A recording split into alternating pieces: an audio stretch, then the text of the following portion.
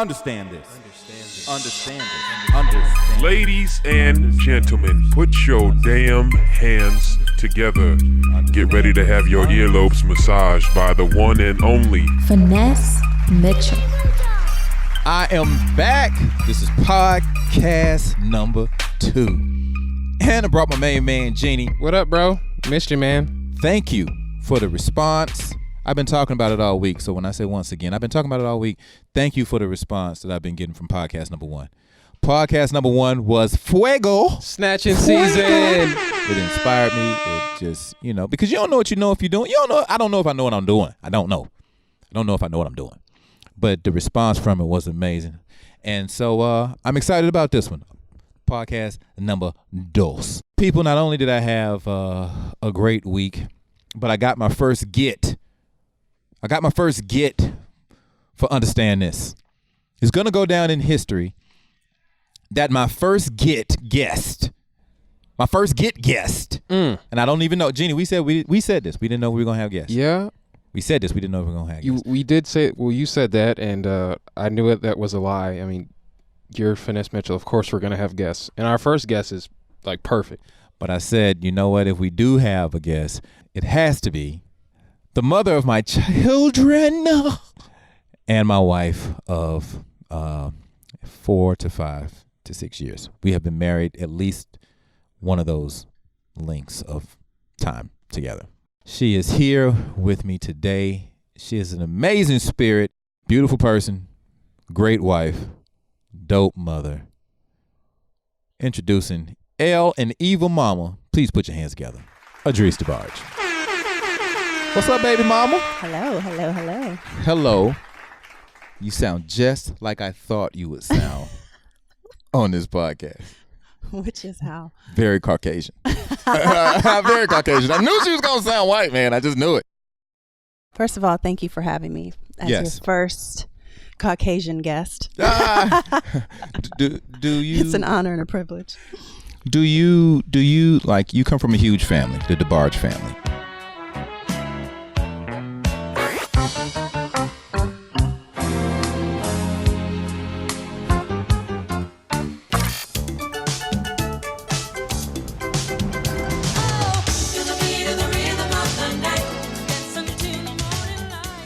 I am Elle DeBarge's first that we know of. That y'all know of. Child. Elle DeBarge. People love Elle DeBarge. Yeah. How did I end up with a Gemini? My father is a Gemini, and I marry a Gemini. I think that's how it happened, though. Yeah, that's Freud. No, Freud so there's 2 parts to Freud. There's the religion stuff, and then there's the sexual stuff. So he wrote this book, Totem and Taboo, where he talks about religion emerging out of taboos and concerns, and there's a lot of sexual stuff there. But then on the psychoanalytical side, all of your arousal, all the things that seduce you come from this trauma that you've experienced as a child, basically. But Freud would agree that you marry someone or you find a mate who's like the parent that you associated love with. That's Freud. Crazy. That's they how say it happened. you marry your father, right? Where? That's scary. That is scary. Does your father have a sense of humor like me? Yeah, you know that. I know, but do you think he's funny? I think he's funny. I think my father is naturally hilarious. Right. Most of my family is. Yeah. That's where I get it from. Did you know Adris put me in my first movie, Who's Your Caddy? I did not know that. The movie was called Who's Your Caddy? Oh, no, yeah, I know the movie. I have my favorite line from that movie. Actually, I've been waiting to use it. Here it is. The potato salad was a forgery. That's how we met. Is that how we met? Mm-hmm. That's how we met. Mm-hmm. The movie Who's Your Caddy? 2007 or something like that. I don't know. Yeah. It was post SNL. Uh-huh.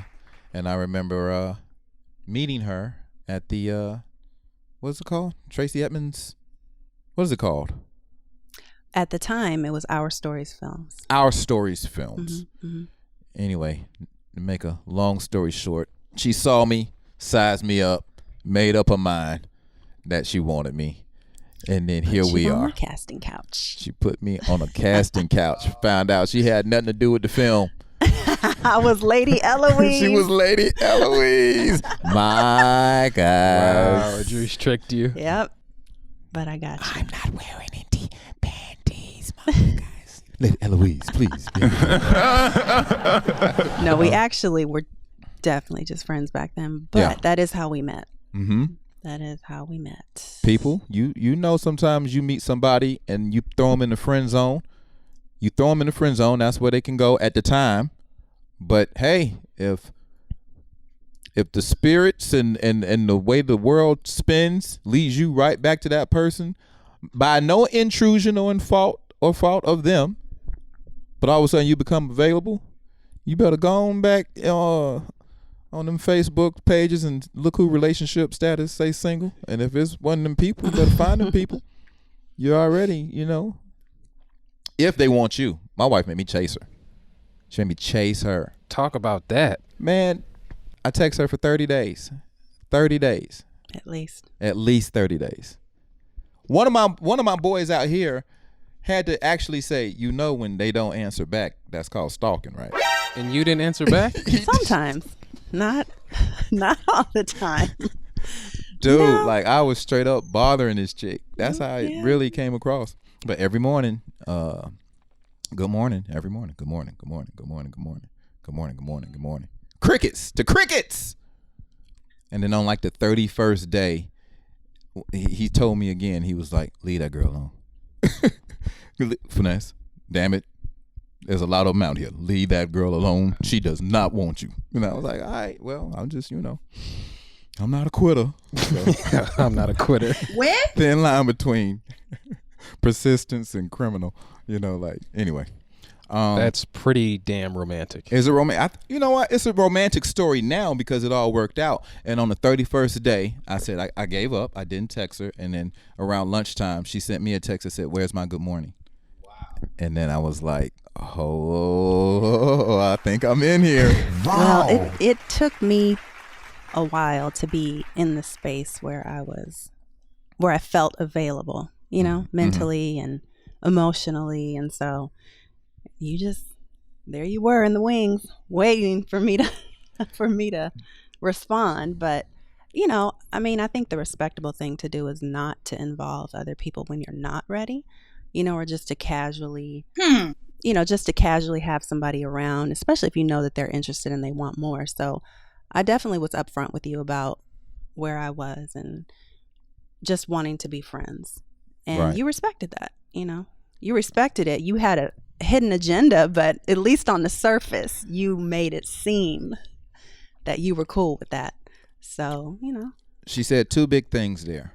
She didn't think it was right or fair to bring me into a situation knowing that I wanted more, and then mentally she wasn't ready or and just keep me around on a, you know what I mean?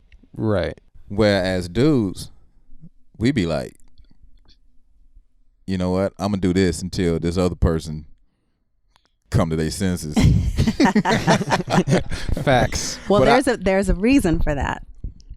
I think a lot of it has to do with, well, one of the reasons is whether or not you are a casual sex type of person. So I think it's safe to assume that most men are. So if you're into casual sex, When? then yeah, you can keep around a number of women who fall into that casual sex category who you don't necessarily want to be serious with. Right. And then a lot of women too, you know, might be willing to keep somebody around even though they're not maybe over the last guy or, you know, available, either for the casual sex reason or maybe, you know, they're getting something else out of it, like gifts or dinners or whatever, you know what I mean? But You mean I just thoughts? never, yeah. You mean like hoes? I am not a thought. Never have been. I was a hoe. When? So, I was a hoe. I ain't gonna even lie. I was a hoe. That casual sex thing, I was a hoe. But Jesus stepped in and changed my life. amen. And now I am saved. I am cleansed. And more importantly, I was am a married. yeah. Yeah. That is what the document said. Yeah. I am married. I was but I feel like the romantic part of our story, because sometimes people, what is a dope way to meet somebody and romance somebody? It's kind of a lost art because of the internet now. you just meet up. We met at the bar. I agree. You know what I mean? Because that's the location we put on our phones, and we said we agreed to meet there. But what I think was real cool about my story, Adris and I's story, is that that's not the best part. The best part is that when she finally was like, let's connect, where are you? My manager, I had just moved back out here to LA. I'm still looking for places to stay. So that's something you probably shouldn't do as well, fellas. Be trying to like hardly pursue a woman and you ain't got nowhere to live. Right. But she didn't need all that. So anyway. Did you know that? Thank God I didn't know that. No. She did not know that at the time. But what was great about that was that when we finally like connected, bro, and she said, where are you? And she said, well, I'm off of Wilshire. And I'm like, I'm off of Wilshire. I was staying at my manager's house at the time because he had went to New York. He said, you can stay in my crib for 2 weeks. And when we finally was like, I said, well, where off Wilshire? She said, oh, off blah, blah, blah street. And I'm like, oh, okay. Well, I'm off blah, blah, blah street. Bro, we come outside. She's down the street across the street. And we walk up to each other. True That's story. crazy. That's true a true story. That is a true story. That people, I'm not making that up. I'm not making that up. Yep. In the city of Los Angeles, 2 people A block away. And I've been texting her for over 30 days. A block away. We walk to each other. Most romantic thing I've ever heard in my life. That's how epic that story is. That's crazy. Because what's funny, bro, is that, like I said, we met doing a movie back in 2007. 2012 or whatever it was. I'm basically looking for her on Facebook and wherever else, and then when I find a link to her through one of her girlfriends, then we get the text and going back and forth. It's just like, oh, hey, Finesse, you back in LA? Hey, type. And I'm like, I had an agenda. She didn't know it, but I'm like, you're gonna be my wife. You don't know this yet, but it starts with a text message. And then another one. And then another one. And then another one. I wonder if her phone works. She is not returning these text messages. I'm just saying good morning. Who don't like a good morning? Everybody like a good morning. At least you got to say good morning back. 15th day, even in my anger, which made me say I really wanted this, because I was like, this bitch, she rude, she mean. I can't believe she wouldn't even say good morning back. And then I was like, fuck that. I'm not quitting. She going to say good morning before I never talk to her again. I'm going to get at least one good morning before I break up with her in this pre-stage of going out. I was about to be like, I'm through with her. She rude. And then, bro, that whole what happened to my good morning, dude, I was like silly putty. I was like, oh, she loved me. And then here's how I really got her. Because I'm going to tell y'all, there's all types of ways to make an impact on people. I'll be respectful because my wife is right here. I know what you're going to say. But fellas, Adris, I took you out on a date, and what was the gift? I knew you were going to say What was the gift I gave you? So, Finesse picks me up, and he has a surprise for me. And the surprise was a whole cantaloupe. What? A whole cantaloupe. That's what I said. What? What? Where? One cantaloupe. Just one whole cantaloupe. That's like Christopher Nolan Inception Sixth Sense level mind warp. I was so confused. And because I was still getting to know him, I wasn't sure, is this guy Jedi warrior is this has dude to twisted? Should I never see him again? Or is this the sweetest thing anyone's ever given me? I don't know. All the fellas saying, what happened? Finesse? So, Go on. I'm Googling cantaloupe. Like, what does this mean? What is a cantaloupe? What does it stand for? Nothing. And that's what I wanted. That's what I want. I want her to be thinking about me, the cantaloupe. And to this day, she rolls over in the bed and say, for real, what was the cantaloupe? I still Understand this. I got her with a produce. You confused me with the produce. I guess with it was a little produce. intriguing. Yes. It don't take much, fellas. But I will say this, people, and I've said it before. The real thing is only the real thing if the work you put into it is real work. I don't think I said that before. I said it again. I've said it before, but I'll say it again. But you know what? That never came out of my mouth before. The real thing is, the real thing is the real thing if you put in the real work. Mm-hmm. My wife think I talk a lot, bro. You do. She think I talk a lot. You do. I think women think half the time I'm trying to catch up. I just talk. I can't help it. Because I'm very like straight to the point, and you're very colorful, animated. You know, it'll take me 2 seconds to say what you say in 10 minutes. And I'm very like, what is the bottom line? Jesus. Okay. That may be because I know in a lot of relationships that's reverse. You know what I mean? Maybe it's a country thing. No, it's not. It's like when we're putting our daughter's bike together or anything, any toy for that matter. I'm an instructions person and you just want to look at the parts and figure it out. We're just different like that. Nobody's right. Just different. It's because I had put together so many bikes for little girls over the years that I just really? knew. When? Oh, hell no. So many single mothers. So many single mothers I bought them bikes for back in the day. Right. That was a cheap and thoughtful gift back in the day. So, yeah, that's why I can just look at the parts and be like, oh, I don't need the instructions. We were talking about that on last podcast. Well, I ain't going to even get into that. I got a question because my wife's really into this. Love languages. So, there's like the 5 love languages. I'm curious what you all think. I haven't read that book. I haven't read that book. So there's basically 5. And you're like 2 of the 5, presumably. There's words of affirmation, acts of service, gifts, receiving gifts. My wife is a receiving gifts person. Quality time and physical touch. Now you're like 2 of those 5. It's either words of affirmation, acts of service, receiving gifts, quality time, or physical touch. What are y'all?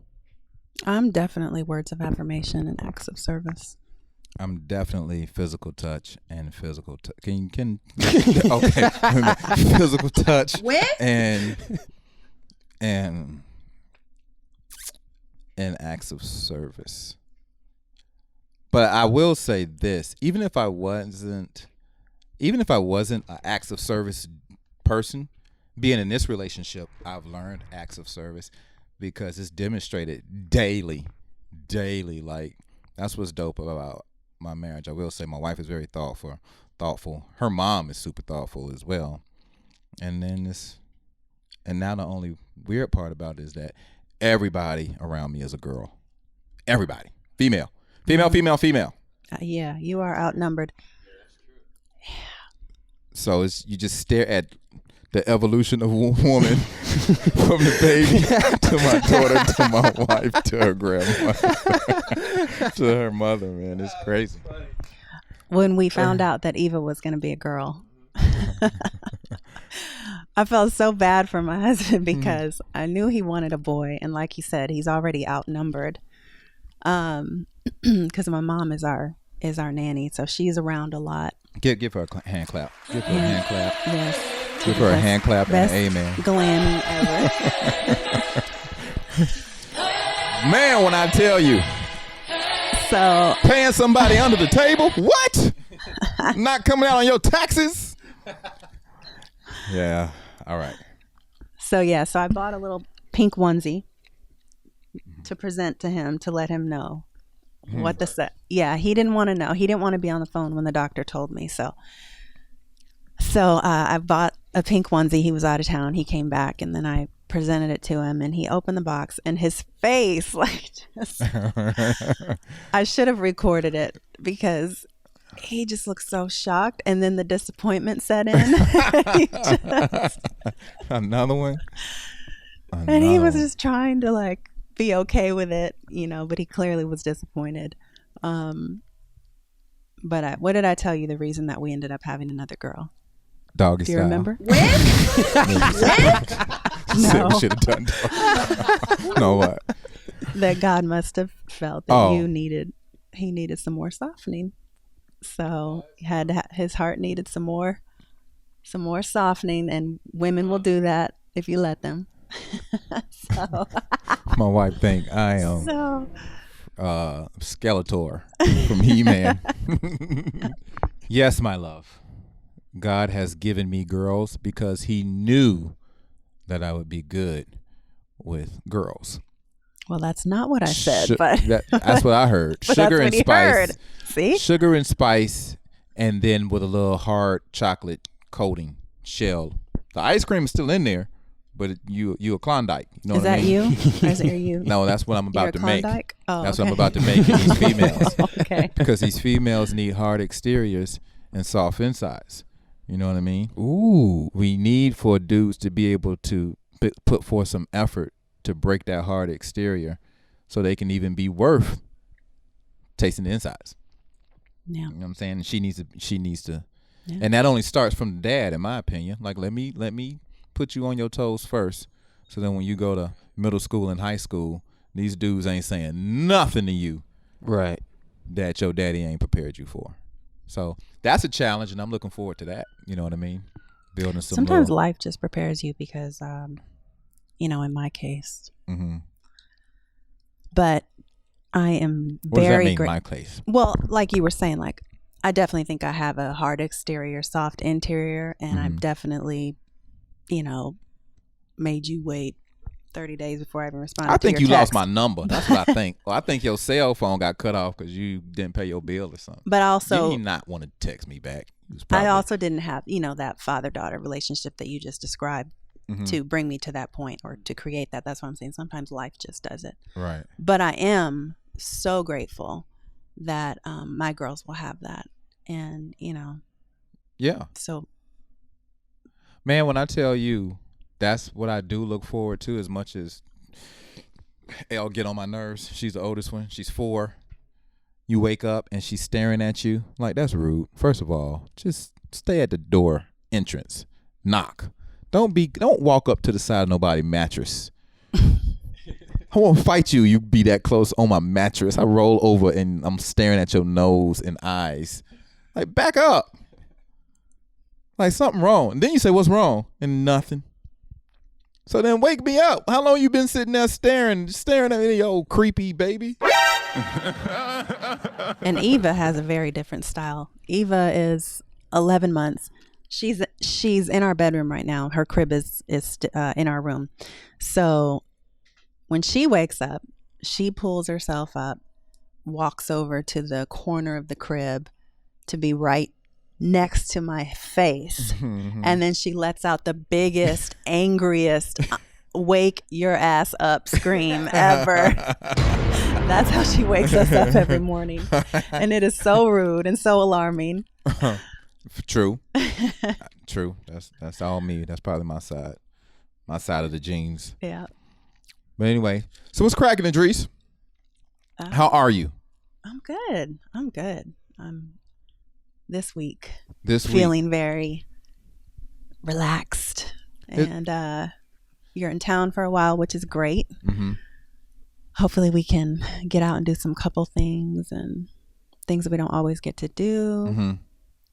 It's a good week. It's a good time. I'm a little bit starting to think about our youngest turning a year.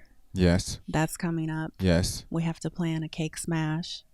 But it's good. It's a good time. It's a very good time. Summer is here. Summer is here. Summer vacation is Somebody upon getting us. snatched. But you don't know what I'm talking about. Somebody about to find somebody this summer. Oh, I've been saying it. I've been saying it all. yeah. I've been saying it for all 2 podcasts. Somebody's about to get snatched. Somebody about to find some. But what is the thing out here with LA and for women finding men out here? You've been living out here. Well, first of for a all, a while. woman's not supposed to find a man. Let's just keep All it right. biblical from a biblical standpoint and just good common sense. All right. A woman should not be out there trying to find anybody. She should just make herself. Why is it hard out here? Why is it hard? Why is why is it dating hard for our hard? friends? Yes. Why Our is it hard? friends? Why is it hard for just? Why is it hard? I mean, that's Before I came. Mm-hmm. And swept me off my feet. Before you said, okay, this guy is serious. You was single. You was in the dating world. You was doing your thing. You know what I'm saying? Why did it take Finesse Mitchell and a Cantaloupe?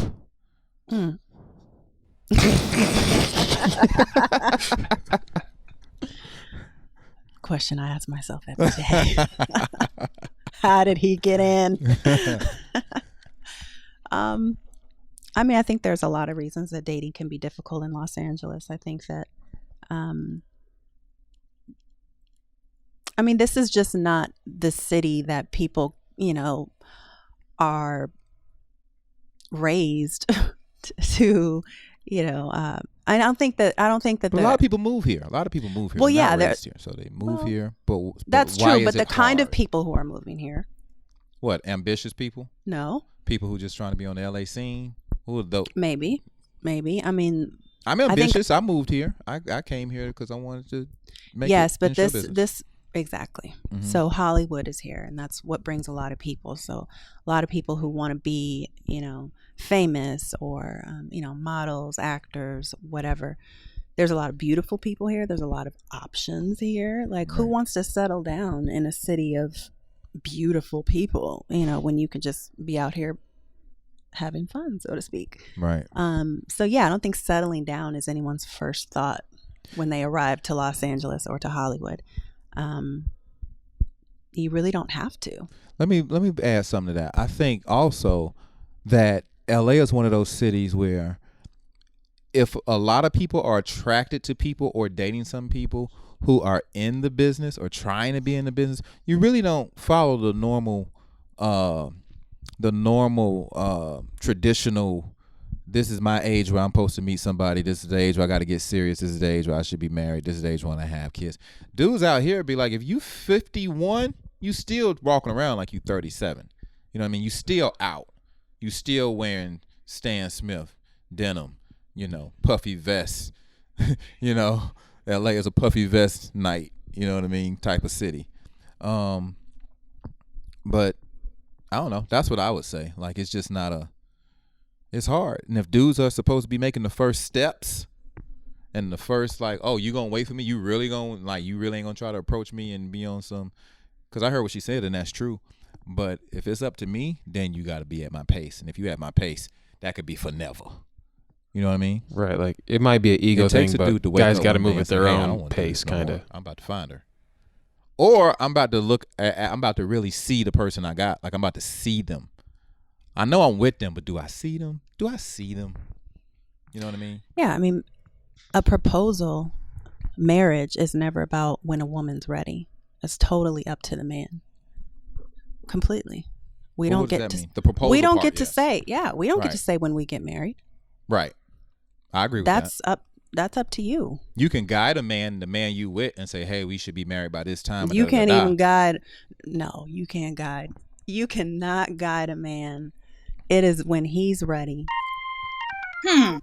Listen, And this is what I'm saying.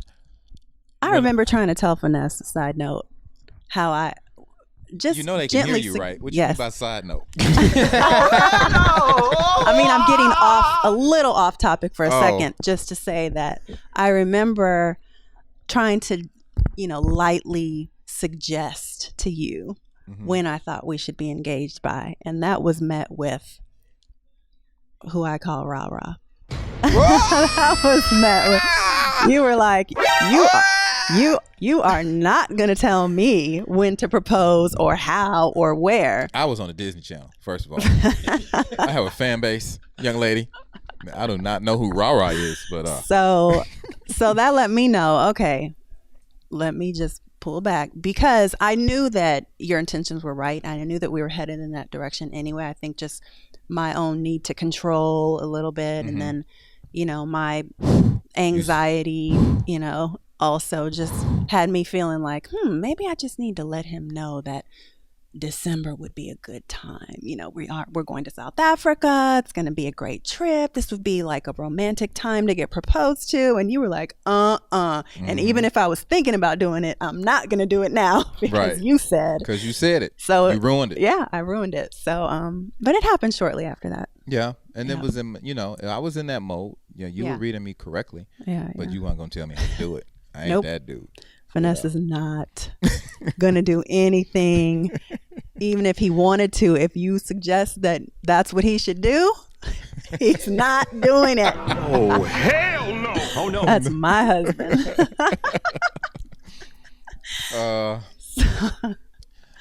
So yeah.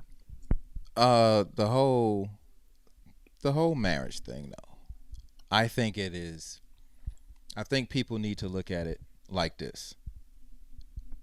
To find out if you're really ready, when you look at a person, this is the person you date and it's the person you in love with. When you look at a person and you say, you know what, I'm gonna bury you. You're gonna bury me? I'm gonna bury you. If something happens to you, or if we last till I'm 99 and you 98, I'm telling you, it's my responsibility to make sure your whole legacy is being told properly on that obituary, Right. and it is my job to make sure you are in that ground safe and sound, because that's what you deserve. That's the life you led, and that's the love you gave. And if you look at me and you say, no matter what we go through, ups and downs, 2020 can be a dope year, 2025 could be a bad year, who knows? But then we back on top in 37. Whatever our situation is, we didn't walk away from each other because you said, you know what, that's my person, and it's my responsibility to be there to the very end. And if I have to be the one to put him in the ground, Even if I have to kill her, I'm gonna be the one to bury her. there it is. Yep. That I think it may sound a little creepy, but I'm also saying the commitment has to be that strong where if you really like force somebody, you're like, this is gonna work out. And as long as I don't do nothing crazy out of the pocket. So you think all of that goes into a man's Hell no. Oh. But So I'm that's saying not what that- a man is thinking when he decides whether or not he's ready. No, I think a lot of dudes be like, she cool. No, No, I'm just kidding. I'm just well, kidding. kind I'm- of. I do think that it's. By the way, I do think it's that random for men. Absolutely. But So do I think I think it also the- has. You also have to be ready. Right. Or, so once a man is ready, literally, I think he looks around and he's like, she's cool. Right. Exactly. And it really has nothing to do with that woman, because she could have appeared a year earlier. And if he wasn't ready a year earlier, he would have looked her over. Absolutely. Absolutely. Hey, she got it, people. She is, that Adris DeBarge is in the spirit, because she is dropping that knowledge. That's a perspective that I would think a male would take, but I'm glad that that's your perspective, because I firmly believe that's why women always say, hold on, wait a minute. He was with me for 6 years. 6 years. He known her for like 9 months. They engaged? What the fuck? They engaged? And it's not that he knew her before he knew you or anything like that. He woke up right after that relationship and said, you know what? Today, I'm ready. I'm ready. Either I had to go through that to tell me I'm ready, or I just lost something great. Oh, I messed that up. I'm ready. I'm tired of this bullshit. I know what I did wrong, but she ain't gonna never take me back, and she ain't gonna never believe that I can be a new person. Right. That's too damaged. I gotta go find that new person, and I know how to date because I learned it from the girl before. I know how to make love. I learned it from the girl before. You learn something more each time you with a new woman. So I learned how to be thoughtful. I learned everything from that 6-year relationship. I was married for 6 years basically, and that ended, and now I'm ready. You know what I mean? And dudes go out into the world and they be like, yo, excuse me, miss. You want to be my and then you gotta stop. You know what I'm saying? And next thing you know, you're married, and then you don't care who know it. You don't. You proud. You excited. You want everybody to be excited for you. All your friends are looking at you like, bruh, I thought y'all, you know what I mean? And then so it takes your friends time to adjust, but you don't care. You in love, and they ain't important. But now you know you got the task at hand of trying to make that thing work, and you got the cheat code. So if you did not, and this is what I call picking crazy twice. Sometimes you can pick crazy twice. Women can do it. Men can do it. You know what I'm saying? I've seen more women leave a relationship that was very toxic and horrible and meet a new dude that got the same damn personality, characteristics, traits, and do the same goddamn thing. You know what I mean? You're like, why you keep going after the same type of guy? Right. And what didn't you recognize before that you saw for like 4 years with the other dude? You saw the behavior. Why you thought it was different? Minute you said, I'm going to the bathroom, and he said, why? Ding, ding, ding, ding, ding, ding, ding. Crazy. Crazy. You know what I'm saying? So you gotta call a spade when you see it in action, especially early up front, because then you ain't really risk nothing. Don't you do the opposite. You run toward it and say, I can fix that. I just need to And I say give somebody like 3-4 months of that behavior, but then after that, man, if that's them, you don't want that battle. You better off still in them streets. So that trial period for you is 3 to 4 months. You ought to be able to gauge all the red flags inside of that first quarter of a year. I think it's how the dude plays it. If the dude is like, in the first 3 to 4 months, you ain't gonna even see me much, then how can you really gauge it? Right. You know what I'm saying? If a dude makes himself scarce, you don't know what's going on, but you looking forward to seeing them again. 4 months go by like 4 weeks. Right. You know, you didn't see them that much. But then if they make themselves like, hey, I'm gonna let you see me waking up in the morning. Hey, let's stay out late. Hey, let's go to the park or the Grove and walk around in the daytime. You get to see somebody's temperament at all times of day. You know, it take one long day to see how a person might get frustrated. Nice. A person might get catty. A person might get rude for whatever reason. But you need that in about a good 7 to 10 days. Yeah, it's very important, ladies and gents, to observe how your person responds to stress. And you can't see that, you know, if you're only seeing this person on Saturday night, you know, when they're feeling their best and everyone's perfumed up and, you know, going to do something fun. So yeah, you're right. You need to see somebody often and in different scenarios and pay attention to how this person handles stress. And actually, you can ask somebody. It's a very good question. I asked you this question. What was it? You don't remember, but I asked you, how do you handle stress? I said, what? I said, weed. No, you didn't tell me. You didn't tell me that. But yeah, ask somebody, and then also observe. How do people know that though? And why would no? How do they know what? How would, like, for example, if you ask me, Adris, how do you handle stress? Okay, how do you handle stress? Know. How do you handle stress? I pray. I go to church. I like alone time. Some people read. Some people smoke weed. Some people drink. Some people, you know, I don't know, have sex. You know, I think a person, it's likely that they'll be honest with you about how they handle stress. But then you also need to follow that up with observation, you know. Right. But yeah, just ask them. How you handle stress, Jeannie? Medicine, and also super into like meditation. Medicine. Yeah, that's my political answer is medicine. Oh, okay, gotcha. Wow. Yeah. Yeah. I remember my days of over medicating. So like when I shout out to Keenan Thompson. But yeah, some people, you know, have to, you know this about me. When I get home from work, I like to, I would like to be able to decompress. That's my personality. You know, give me like 15 minutes alone. You know. So why you get mad when I try to get my 15 minutes in? Well, I don't get to do that. I said I would like to, but we have two small children. No, did you just hear what I asked you? What? Why do I get mad when you try to decompress? When I do it and you said because I don't get to do that. Oh no, that was the first thing out your mouth. That's not why. Did you hear her say that? I did say that, but that's not what I meant. Because I don't get to do that. No, the honest answer. What? Why do I get mad? The first answer is always the honest answer. No, listen. No, you know this is true.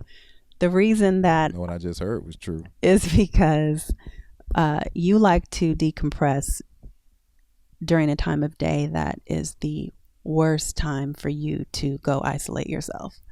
And so that is what I have asked you not to do, which is between the hours of 6 and 8. Every mom out there knows about witching hours. This is when your child becomes a little devil. They're exhausted from a full day at school. They're sleepy, they're hungry, and you know, they're looking at you to play with them or whatever they want to do after school. And then you know, that's not the ideal time to check out and say, hey, I'm gonna go to my man cave right now and go But kick so my much feet up. good stuff happened between 6 and 8. Rachel much. Maddow come on at 6. I know. This is the sacrifice of a parent. This is the sacrifice. I don't like it either. I want to go somewhere and isolate. Well, let me ask you this, because you've alluded to it earlier in the podcast. You said it's nice that he's back. It's summertime. He's in town for a while. Yeah. So you're dealing with that. He travels a lot. And then you also mentioned that, he's witty. You couldn't do what he does on stage in front of people, managing all these, relationships and saying funny stuff. So, he travels. He's a comedian type. What's it like being with a comedian? I think most people will think that means what's it like to be with somebody who's so funny all the time on stage. But actually, I don't know. I can't speak for all comedians, but Finesse is not a comedian at home at all. At all. Jesus. Which is actually, that's not shade. That's actually why it works. I could not be with somebody who, was just a ham all day long, could never be serious. Because, me, like, I want real answers, real responses, real, so for you to just joke all the time, no, that wouldn't work for me. You are a funny person, but you are not on all the time. And I think some people are. Some people live in that space. Right. That would drive me crazy. Like, I can't even be around those people, to be honest with you, like for too long before I'm like exhausted. Right. So I'm like, are we ever going to have you a don't like real laughing. conversation? Okay. But you don't like joy. Yeah.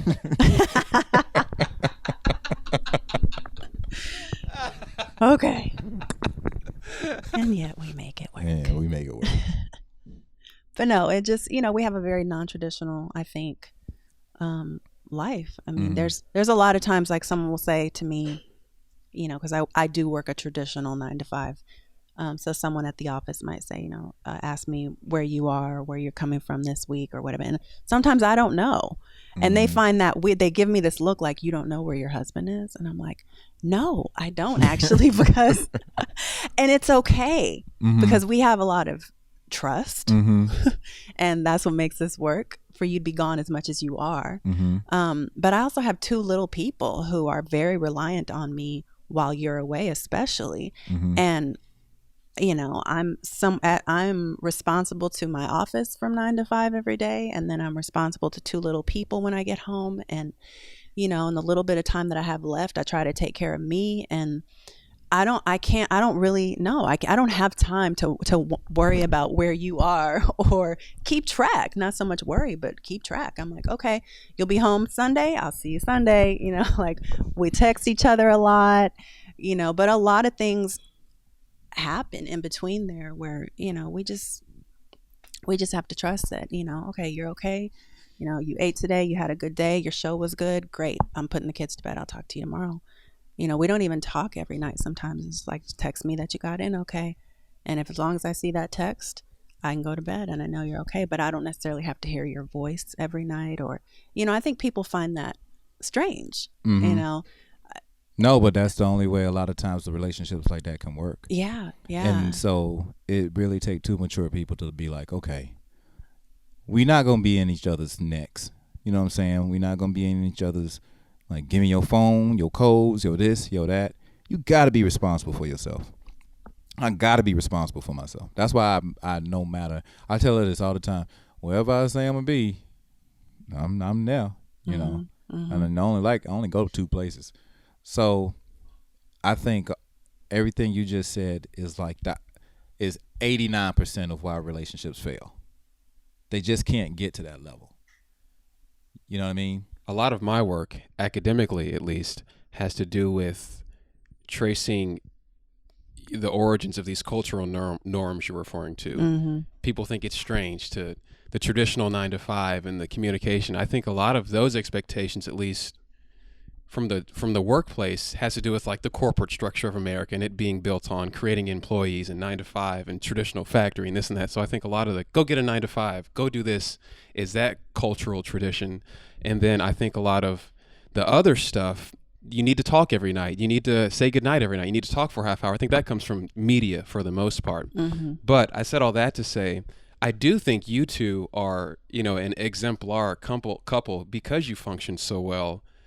in this non-traditional, ambitious way.